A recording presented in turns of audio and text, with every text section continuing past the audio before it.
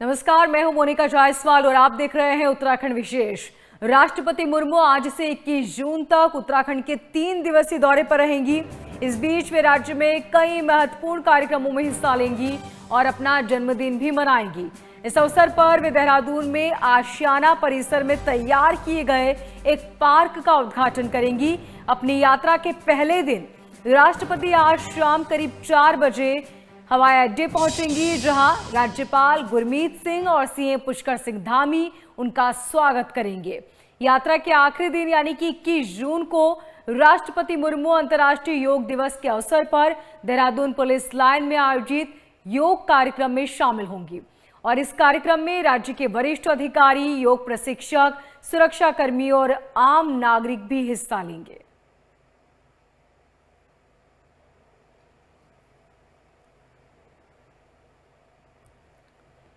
तो 3 दिनों का ये पूरा कार्यक्रम और इस कार्यक्रम के बीच राष्ट्रपति मुर्मू कई महत्वपूर्ण कार्यक्रमों में हिस्सा लेंगी, जहां आपको बता दें कि अपना जन्मदिन भी वो देहरादून में ही मनाएंगे। ज्यादा जानकारी के साथ हमारे संवाददाता मनीष हमारे साथ जुड़ चुके हैं। मनीष, क्या जानकारी राष्ट्रपति के कार्यक्रम को लेकर, किस तरह की तैयारियां की गई हैं? देखिए, बिल्कुल राष्ट्रपति द्रौपदी मुर्मू का आज से 3 दिवसीय उत्तराखंड दौरा शुरू हो जाएगा और आज शाम 4:10 पर जो है वो जॉली ग्रांट एयरपोर्ट पहुंचेंगे, जहां पर मुख्यमंत्री पुष्कर सिंह धामी, राज्यपाल गुरमीत सिंह समेत उत्तराखंड के कई बड़े नेता जो है मुख्यमंत्री पुष्कर सिंह धामी के साथ जो राज्यपाल है वो राष्ट्रपति द्रौपदी मुर्मू का स्वागत करेंगे और उसके बाद सीधे जो है वो राजपुर रोड स्थित जो राष्ट्रपति भवन है, आशियाना जिसे कहा जाता है, वहां राष्ट्रपति जो है वो पहुंचेंगे और वहीं पर रात्रि प्रवास जो है वो राष्ट्रपति करेंगे। कार्यक्रमों की बात करेंगे तो कल से जो राष्ट्रपति द्रौपदी मुर्मू के कार्यक्रम जो शुरू होंगे। सबसे जो अहम बात यह है कि कल राष्ट्रपति द्रौपदी मुर्मू का जन्मदिन भी और अपने जन्मदिन के अवसर पर जो आशियाना है, जो कई बीघे में जिस पर पार्क बनाया गया है, पार्क का जो है वो शुभारंभ करने जा रही है। यानी कि अभी तक जो आशियाना जो आम लोगों के लिए बंद रहता था, उसको कल से जो है वो आम लोगों के लिए जो है शुभारंभ द्रौपदी मुर्मू करने जा रही है। तो जो पार्क बनाया गया है उसका दीदार जो है वो आम लोग कर पाएंगे। 24 जून से ये विधिवत रूप से आम जनता के लिए कल जो खुल जाएगा, लेकिन कल पार्क का जो है वो शुभारंभ राष्ट्रपति करने जा रही है। राष्ट्रीय दृष्टिबाधित जो केंद्र है NIH जिसे कहा जाता है, अपने जन्मदिन पर के अवसर पर जो है वहां पर राष्ट्रपति जो दौरा कर सकते हैं और वहां पर जो छात्र पढ़ते हैं उनसे जो है अपने जन्मदिन के अवसर पर मुलाकात भी जो है राष्ट्रपति करने जा रही है। यानी कि जो NIH है उनके छात्रों के साथ जो है वो राष्ट्रपति अपना जन्मदिन सेलिब्रेट करेंगी, यानी अपना जन्मदिन मनाएंगे। तो कल जो ये कार्यक्रम राष्ट्रपति के जो रखे गए हैं और जो 21 जून की बात करें तो 21 जून को राष्ट्रीय योग दिवस के अवसर पर पुलिस लाइन देहरादून में जो कार्यक्रम का आयोजन होना है उसमें राष्ट्रपति द्रौपदी मुर्मू रहने वाली हैं और योग करते हुए जो है वो उस दिन नजर भी आएंगे। जी बिल्कुल, तो ये कार्यक्रम बेहद महत्वपूर्ण है और इस कार्यक्रम को देखते हुए तैयारियां भी लगभग पूरी हो चुकी है। मनीष, बहुत शुक्रिया तमाम जानकारी के लिए।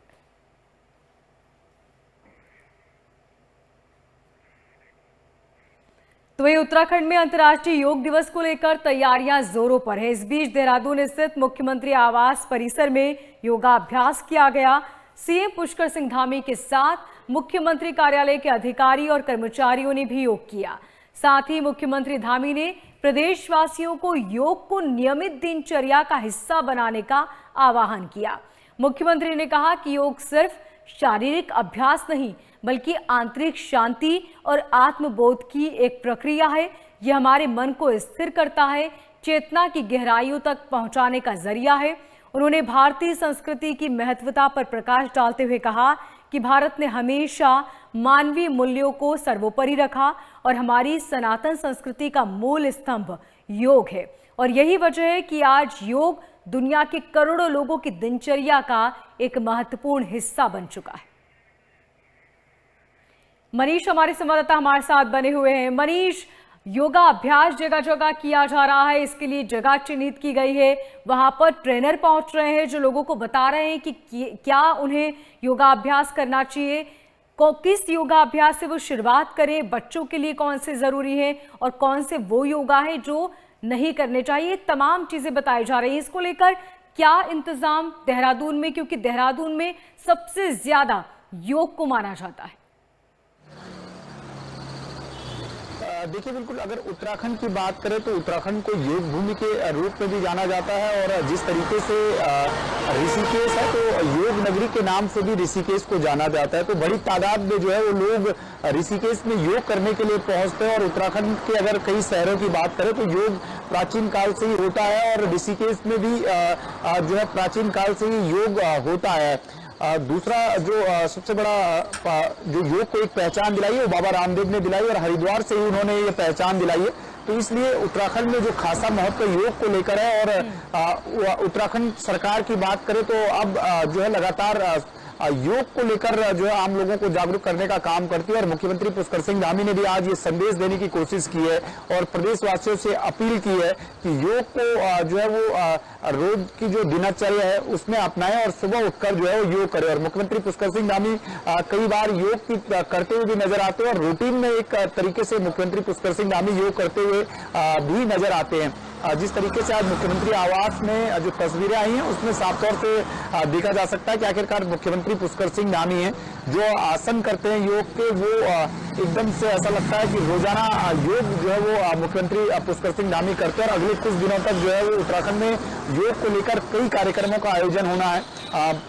अगर राष्ट्रपति द्रौपदी मुर्मू योग दिवस पर जो है उत्तराखंड में रहने वाली हैं तो वहीं मुख्यमंत्री पुष्कर सिंह धामी की बात करें तो दो बड़े कार्यक्रमों का आयोजन उत्तराखंड में योग दिवस को लेकर है। एक तरफ जहां राष्ट्रपति 21 जून को देहरादून की पुलिस लाइन में योग करती हुई नजर आएंगी तो दूसरी तरफ जो सबसे बड़ा कार्यक्रम का आयोजन किया जा रहा है वो उत्तराखंड की ग्रीष्मकालीन राजधानी गैरसैंण में है। जो योग दिवस का कार्यक्रम का आयोजन किया जाना है, मुख्यमंत्री पुष्कर सिंह धामी इस कार्यक्रम में मौजूद रहेंगे। साथ ही 10 देशों के जो राजदूत हैं वो इस कार्यक्रम में शामिल होने वाले हैं। तो कुल मिलाकर देखें तो पहाड़ों से लेकर और मैदान तक जो उत्तराखंड का क्षेत्र है वहां पर योग दिवस की धूम अगले 21 जून तक रहने वाली है। लेकिन मुख्यमंत्री यही कह रहे हैं कि जो योग दिवस है उसको रोजाना जो है वो दिनचर्या में अपनी आम लोग जोड़ें, इससे आदमी स्वस्थ रहता ही है, मानसिक रूप से जो है वो फिट भी रहता है। जी मनीष, कहा यह भी जा रहा है कि पीएम मोदी भी वीडियो कॉन्फ्रेंसिंग के जरिए जुड़ सकते हैं। देखिए प्रधानमंत्री नरेंद्र मोदी का जो कार्यक्रम है वो वीडियो कॉन्फ्रेंसिंग के माध्यम से जहां पर भी योग के कार्यक्रम आयोजित होंगे उनको प्रदर्शित किया जाएगा और जब से एक योग को एक अंतर्राष्ट्रीय स्तर पर पहचान दिलाने का काम प्रधानमंत्री नरेंद्र मोदी के द्वारा किया गया है। और सबसे बड़ी बात यह कि उत्तराखंड में एक साल FRI जो है वहां पर प्रधानमंत्री नरेंद्र मोदी योग दिवस के कार्यक्रम पर पहुंचे थे। तो उत्तराखंड में इसका खासा महत्व है क्योंकि लाखों लोगों के साथ उस समय प्रधानमंत्री नरेंद्र मोदी ने जो है योग जो है वो किया भी था उत्तराखंड की राजधानी देहरादून में। तो इसलिए जो स्क्रीन जहां पर लगाई जाएंगी योग दिवस को लेकर तो वहां पर प्रधानमंत्री नरेंद्र मोदी का जो वीडियो होगा योग करते हुए वो भी दिखाया जाएगा और प्रधानमंत्री नरेंद्र मोदी जब संबोधित कर रहे होंगे तो उसको भी सुना जाएगा। जी बिल्कुल, बहुत शुक्रिया मनीष तमाम जानकारी के लिए।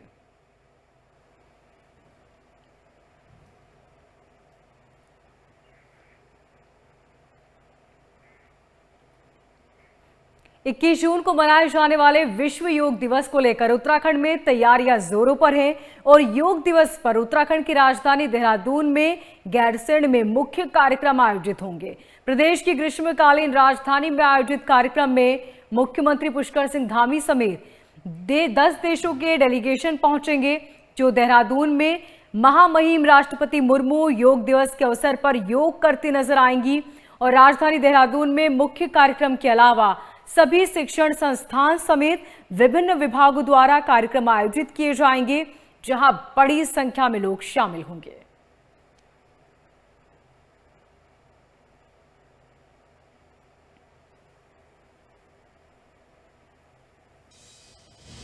नहीं, देखिए अभी जैसा मैंने कहा prevention is better than cure. योग क्या है कि हमें बीमार नहीं होने देता है और तन के साथ साथ मन को भी ठीक रखता है। इस बार जो विश्व योगा दिवस पर हम लोग का मुख्य कार्यक्रम है दो जगह पर हो रहा है। देहरादून में चूंकि महामहिम राष्ट्रपति महोदय खुद आ रहे हैं, उनके यहाँ भी योगा शिविर का आयोजन हो रहा है और ये गैरसैंण में माननीय मुख्यमंत्री जी से उद्घाटन है, गैरसैंण में आयोजन किया जा रहा है। साथ ही साथ पूरे प्रदेश में जो शैक्षणिक संस्थाएं हैं, जो सरकारी विभाग हैं और जो लोग भी इससे जुड़े हुए हैं, अलग अलग संस्थाओं के माध्यम से पूरे प्रदेश में योगा दिवस पर अलग अलग कार्यक्रम आयोजित हो रहे हैं। कांवड़ मेले की तैयारी को लेकर हरिद्वार पुलिस यूपी पुलिस के साथ समन्वय बनाकर काम कर रही है। इस कड़ी में हरिद्वार के थाना श्यामपुर में बिजनौर पुलिस के अधिकारियों के साथ इंटर स्टेट मीटिंग की गई, जिसमें हरिद्वार और बिजनौर पुलिस के अधिकारी शामिल हुए। इस मीटिंग में कांवड़ मेले के बीच रूट प्लान, ट्रैफिक कंट्रोल और फास्ट डेवलपमेंट को लेकर बातचीत की गई है।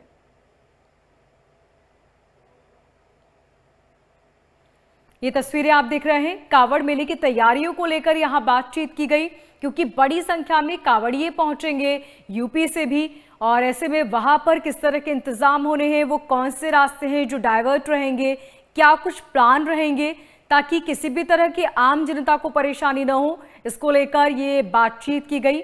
तस्वीरें आप देख रहे हैं।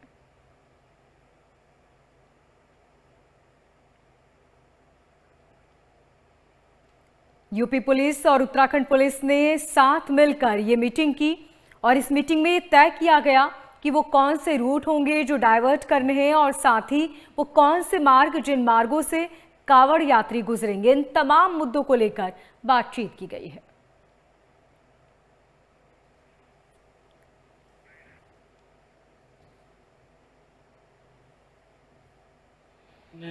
इंटर स्टेट बॉर्डर मीटिंग की थी ट्रैफिक को लेके कांवड़ के संदर्भ में, जिसमें बिजनौर के लोग आए थे। आगे भी मीटिंग्स प्रस्तावित है, मुजफ्फरनगर, सहारनपुर सबसे ही हम करेंगे, लेकिन आज बिजनौर के जो ऑफिशियल्स आए थे उनके साथ मीटिंग थी। वहाँ के एसपी सिटी साहब और सीओ ट्रैफिक साहब, बाकी सभी लोग आए थे, उनकी पूरी ट्रैफिक की टीम आई थी। हम सब ने काफ़ी गहन मुद्दों पे चर्चा की है। यातायात का कैसे डाइवर्जन होगा, अगर बारिश होती है तो रेन फैक्टर को कंसिडर करते हुए हम कैसे यातायात को सुचारू रूप से चलाएंगे। उसके अलावा डीजे से संबंधित भी जो पुराने जो भी नियम थे उनको कैसे हम इम्प्लीमेंट करवाएंगे, नो एंट्री वाले जोन और हेवी वाहन को कैसे हम प्रतिबंधित कर सकते हैं या रेगुलेट कर सकते हैं। कोई ना कोई गाड़ी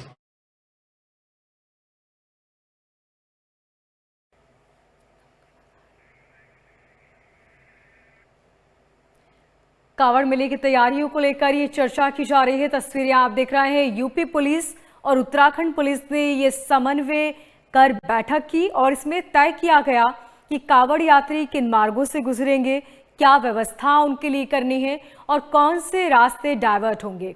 इन तमाम मुद्दों को लेकर बातचीत की गई ताकि कांवड़ यात्रियों को और साथ ही वाहन चालकों को किसी तरह की कोई परेशानी ना हो और साथ ही किसी तरह का कोई हादसा भी ना हो।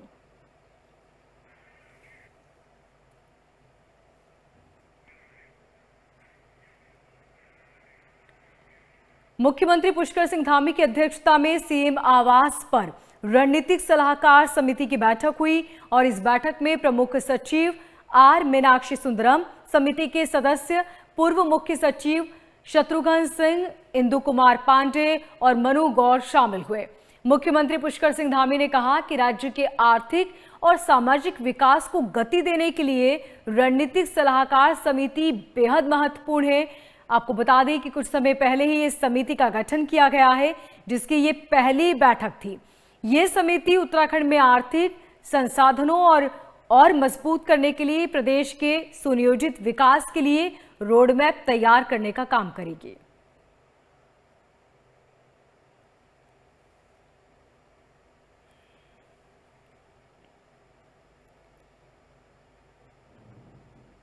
रणनीतिक सलाहकार समिति की ये मीटिंग हुई सीएम पुष्कर सिंह धामी की अध्यक्षता में और इस मीटिंग में कई महत्वपूर्ण मुद्दों को लेकर बातचीत की गई। इसी के साथ सीएम पुष्कर सिंह धामी ने कहा कि यह समिति बेहद जरूरी है, क्योंकि यह समिति आने वाले वक्त को लेकर मीटिंग करती है, किस तरह हमें आने वाले वक्त में तैयारियां करनी है और साथ ही विकास का रोड मैप तैयार करना है।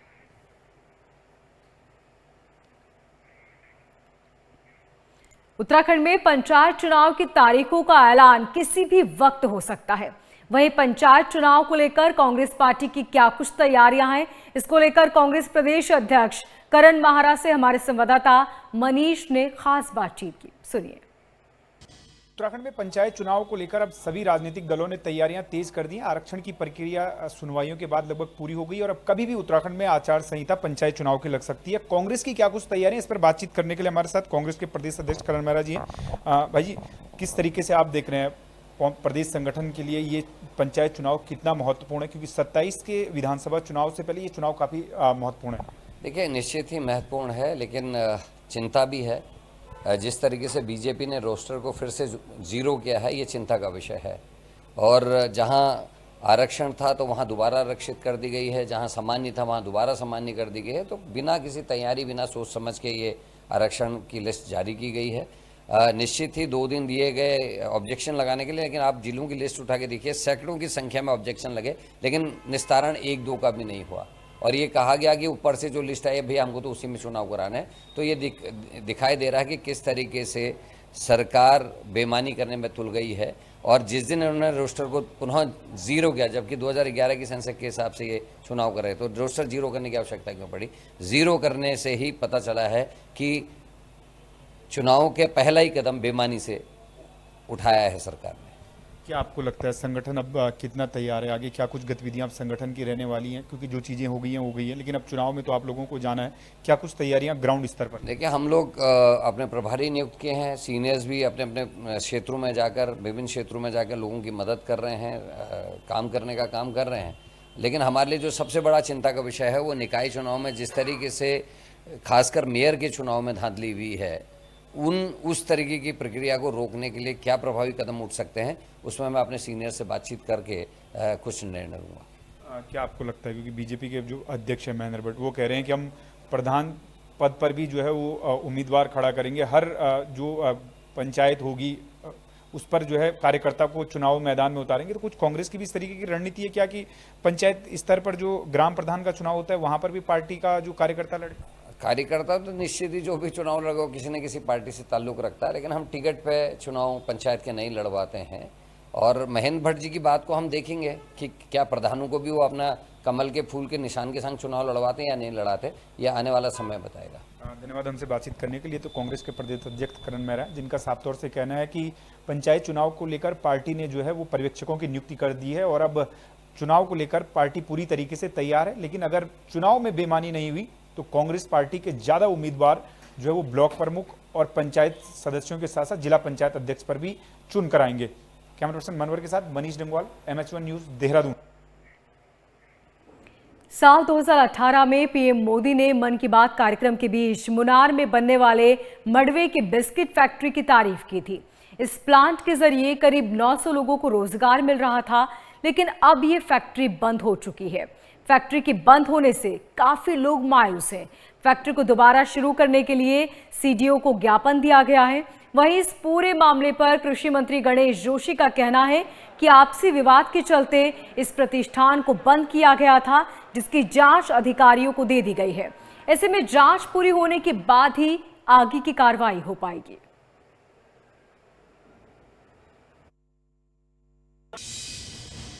देखिए, जिलाधिकारी को इसकी जांच के आदेश दिए हैं कि क्या कारण रहा उसमें, क्योंकि कई व्यक्ति काम कर रहे थे और जैसा बताया गया कि आपसी डिस्प्यूट के कारण वो बंद हुई है और जांच के बाद ही जो रिजल्ट आएगा तभी कहना उचित होगा। मुख्यमंत्री पुष्कर सिंह धामी ने राज्य योजना के अंतर्गत नैनीताल के विधानसभा क्षेत्र में विकास के लिए वित्तीय राशि को मंजूरी दी है। आदेश के तहत बेताल घाट में दूनी खाल के राती घाट तक मोटर मार्ग निर्माण के लिए 5,501.71 लाख रुपए को मंजूरी दी। इस तरह रुद्रप्रयाग के विधानसभा क्षेत्र में मोटर मार्ग निर्माण के लिए भी एक वित्तीय सहायता दी गई है। इसके अलावा काठगोदाम, सितारगंज में विकास कार्यों के लिए वित्तीय राशि दी गई है।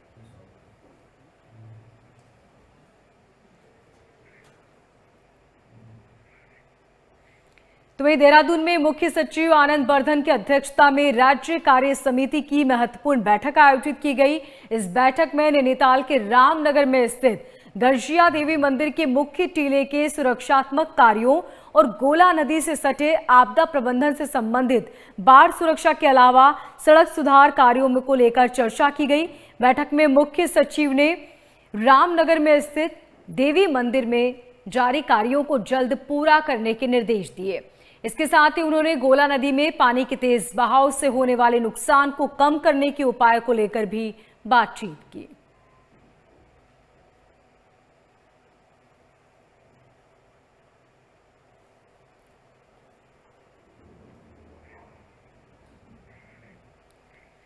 उत्तराखंड की राजधानी देहरादून के रायपुर में दूसरी जूनियर नेशनल पिट्ठू चैंपियनशिप का आयोजन किया गया। चैंपियनशिप का उद्घाटन फेडरेशन ऑफ इंडिया के अध्यक्ष और मध्य प्रदेश के कैबिनेट मंत्री कैलाश विजयवर्गीय ने किया। 20 जून तक चलने वाली इस प्रतियोगिता में देश भर के राज्यों की 18 टीमें हिस्सा ले रही हैं। इस प्रतियोगिता का शुभारंभ करते हुए कैलाश विजयवर्गीय ने खेल में अपने हाथ भी आजमाए। उन्होंने कहा कि ये खेल भारत का एक पारंपरिक खेल है और सभी राज्यों के स्कूलों में ये खेल खेला जा रहा है। इसलिए फेडरेशन की एक कोशिश है कि सीबीएसई स्कूलों में भी इस गेम को बढ़ावा मिले। और वहीं आयोजन पर उत्तराखंड एसोसिएशन के अध्यक्ष का भी कहना है कि उत्तराखंड में पहली बार इस तरह के खेल का शुभारंभ किया गया, जिससे इस खेल को पहचान मिल पाएगी। पिट्ठू चैंपियनशिप की ये तस्वीरें आप देख रहे हैं, जहां बड़ी संख्या में बच्चों ने हिस्सा लिया।